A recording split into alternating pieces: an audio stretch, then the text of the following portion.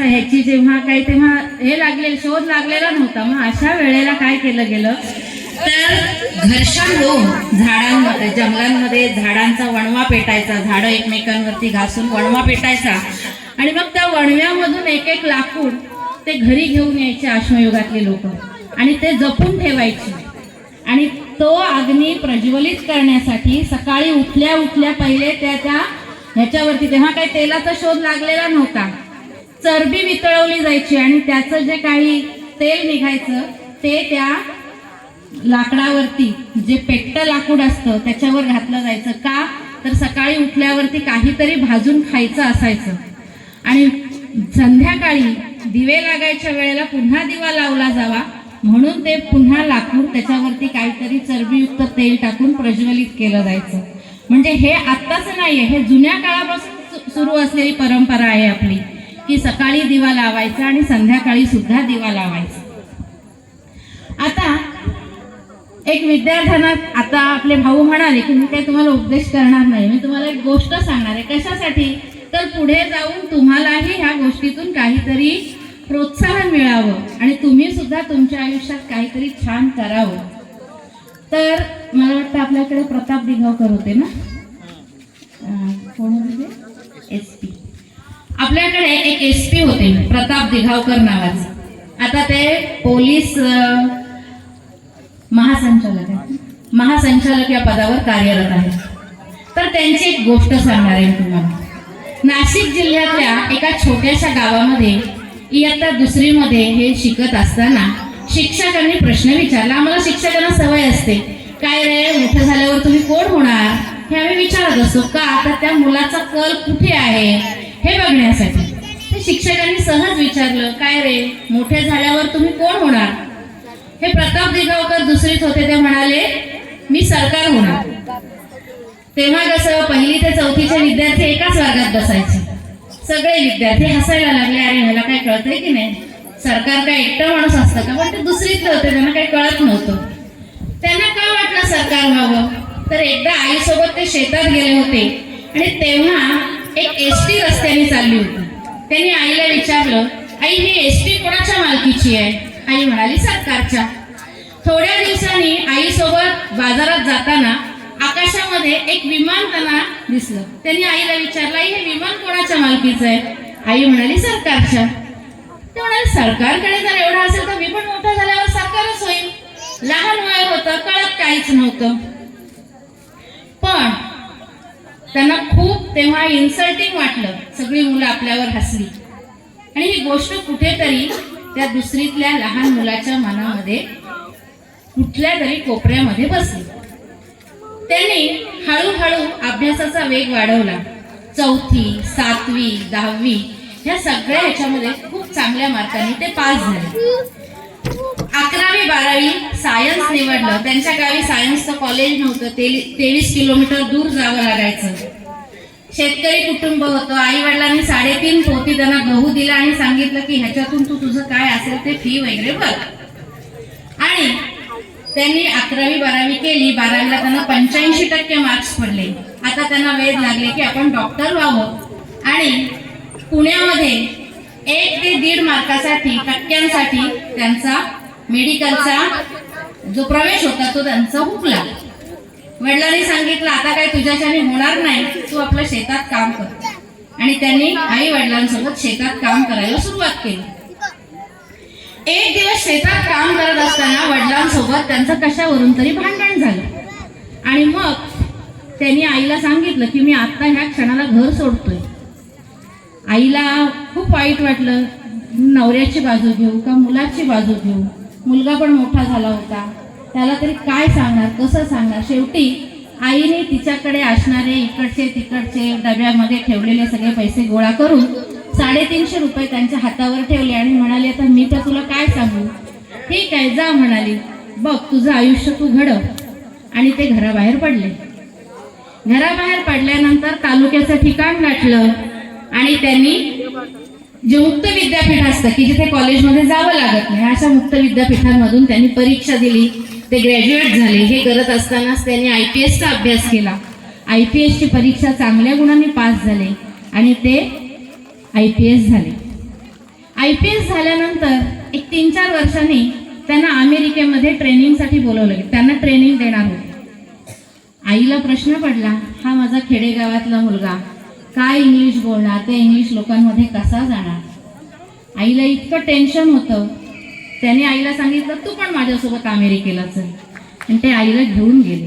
तिथे त्यांचं ट्रेनिंग झालं आणि त्यांची जी काही लहानपणापासून ते IPS कसे झाले ही त्यांची गाथा तिथल्याही मुलांना कळावी म्हणून तिथल्या एका सोसायटीने त्यांचं भाषण ठेवलं होतं. आणि त्यांचं भाषण 1.5 तास त्यांनी भाषण केलं. त्यांचं भाषण झाल्यानंतर त्या सभागृहामध्ये नुसत्या टाळ्या वाजत होत्या आणि आई आपल्या मुलाचं हे यश बघताना तिच्या डोळ्यातून आनंदाचे अश्रू बाहेर पडत होते. विद्यार्थी मित्रांनो, आपण यातून काय शिकलो की त्यांना कोणी मार्ग दाखवणारं नव्हतं, पण जेव्हा ते तालुक्याच्या गावी गेले तेव्हा त्यांना कळलं, त्यांनी अभ्यास केला. असा अभ्यास आपण केला पाहिजे की आता आपल्याला नेमकं काय करायचं आहे, हे युग कुठलं आहे, ह्या युगामध्ये काय चालतं. आणि ह्याचं एक जिवंत उदाहरण तुम्हाला देते की तुम्ही सगळेजण इंस्टाग्राम सर्च करत असाल. इंस्टाग्रामवर नलिनी मुंबईकर कोणाकोणाला माहिती आहे? बऱ्याच जणींना नलिनी मुंबईकर माहिती आहे ना. आपल्या जवळची एक स्त्री. या नलिनी मुंबईकर आई वडील भाऊ बहीण 4 का 5 जणांचं ते कुटुंब होतं. वयाच्या 12व्या वर्षी त्यांची आई वारली. वारल्यानंतर घरामध्ये ही एकटीच मुलगी. वडील आणि भाऊ मासेमारीला जायचे. घरात जेवण शिजवणार कोण? यांनी शाळा सोडली आणि शेजारी पाजारी बायकांना विचारून वडील आणि भाऊ यायच्या आधी ते जेवण तयार करून ठेवायचे. वय वर्ष फक्त 12 होतं. लग्नाचं वय झाल्यानंतर वडिलांनी त्यांचं एका मोठ्या कुटुंबामध्ये लग्न लावून दिलं. तिथे गेल्यावर पण मोठी सून असल्यामुळे तिच्यावर सगळी जेवण खाण्याची जबाबदारी पडली. आणि हे सगळं सांभाळत असताना त्यांना 2 मुलं त्यांच्याकडे जन्माला आली. मोठा मुलगा शिकला, नोकरीला गेला, दुसराही चांगला शिकलाय. पण त्याला असं वाटलं की आपली आई हे जे काही पदार्थ करते ते कुठेतरी आपण दाखवले गेले पाहिजेत लोकांना. आणि हळूहळू त्यांनी त्याच्या मोबाईलमध्ये आईच्या रेसिपी शूट करायला सुरुवात केली. ते यूट्यूबवर टाकायला सुरुवात केली, इन्स्टावर टाकायला सुरुवात केली. तुम्हाला माहिती असेल यूट्यूबचं सिल्वर ते त्यांना मिळालेलं आहे. त्याच्यानंतर दुबई ट्रिप त्यांना देण्यात आली. तिथे जाऊन त्यांनी खाद्य महोत्सव भरवावा म्हणून. पुण्यासारख्या ठिकाणी तर त्यांचे बरेचदा शोज भरत असतात. आता स्टार प्रवाहावर शिट्टी वाजली रे या कार्यक्रमामध्ये त्या काय गेस्ट म्हणून आल्या होत्या किंवा रेसिपींचं परीक्षण करण्यासाठी त्या आल्या होत्या.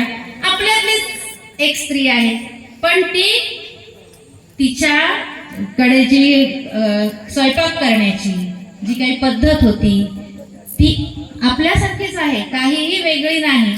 पण ह्याच्यातून आपण काय शिकलं पाहिजे की सध्याच्या युगामध्ये जे महत्वाचं आहे, जे काही विकलं जाणार आहे ते आपल्याला करता आलं पाहिजे आणि ते आपल्याला लोकांना दाखवता आलं पाहिजे.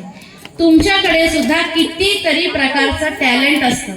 कोणी सुंदर चित्र काढणारं असतं, कोणी सुंदर गाणारं असतं, कोणी सुंदर ब्लाऊज शिवणार. ब्लाऊजच्या सुद्धा कितीतरी प्रकारचे यूट्यूबवरती तुम्ही सर्च मारलात तर कितीतरी प्रकारचे तुम्हाला तिथे फॅशन दिसतात, बरोबर आहे ना.